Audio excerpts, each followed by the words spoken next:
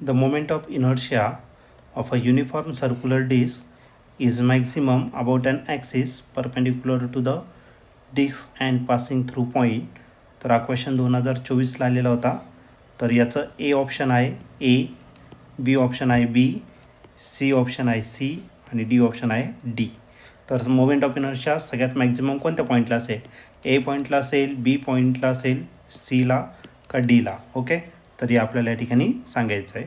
तर आता याच्यावरती आपण डिस्कशन करूया आणि मग डिसाईड करूया की कोणत्या ॲक्सिसवरती आपला मोमेंट ऑफ इनर्शिया, कोणत्या पॉईंटच्या अराउंड आपला मोमेंट ऑफ इनर्शिया डिपेंड असेल. ठीक आहे, तर सर्वात पहिले आपण एक काम करू, फॉर्म्युला या ठिकाणी काय करणार तर राईट करणार आहे. कोणाचं तर मोमेंट ऑफ इनर्शियाचा. आणि मोमेंट ऑफ इनर्शियाचा फॉर्म्युला आहे ऑल्जेब्रिक सम असेल product of m r square. Okay, आणि या ठिकाणी आपण एक लेटर घेऊन टाकू आयची व्हॅल्यू चेंज होणार आहे 1 पासून तर n पर्यंत. ओके, आता या केसमध्ये जर घेतलं तर प्रत्येक पार्टिकलचं मास जे आहे ते कसं असणार आहे?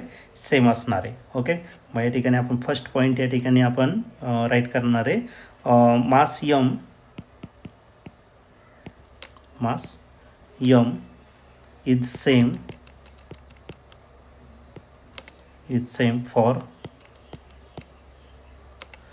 all the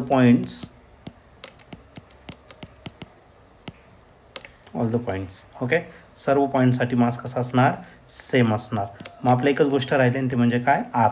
ओके, आरवरती तो डिपेंड असेल पण तो व्हेरिएबल असणार. ठीक आहे, द व्हेरिएबल टर्म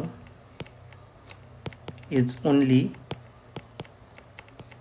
कोण असणार? आर असणार. Is only R. ओके, मग कोणाचा आर सगळ्यात जास्त असणार आहे? फ्रॉम फिगर बीचं आर जो आहे तो सगळ्यात लांबचं डिस्टन्स असणार. बीचं डिस्टन्स सगळ्यात जास्त राहणार, त्याच्यानंतर सीचं त्याच्यापेक्षा कमी असणार, त्याच्यापेक्षा कमी डीचं आणि सगळ्यात कमी कोणाचं? एचं राहणार. ठीक आहे, तर मग मोमेंट ऑफ इनर्शिया हा फक्त कशावरती डिपेंड आहे तर आरवरती डिपेंड आहे. मग ॲज रेडियस किंवा हा रेडियस म्हणता येईल, ॲज रेडियस ऑफ पॉईंट किंवा डिस्टन्स म्हणू आपण, as distance of point B is more from centre of circle किंवा centre of mass, therefore moment of inertia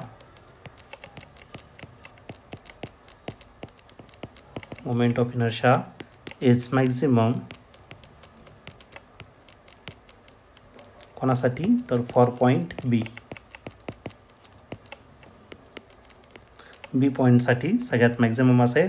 म्हणून या ठिकाणी तुम्ही ऑप्शन जर बघितलं तर ऑप्शन नंबर बी जो आहे तो या ठिकाणी आपला करेक्टली मॅच होणार आहे. तर या क्वेश्चनचा करेक्ट आन्सर ऑप्शन बी असेल.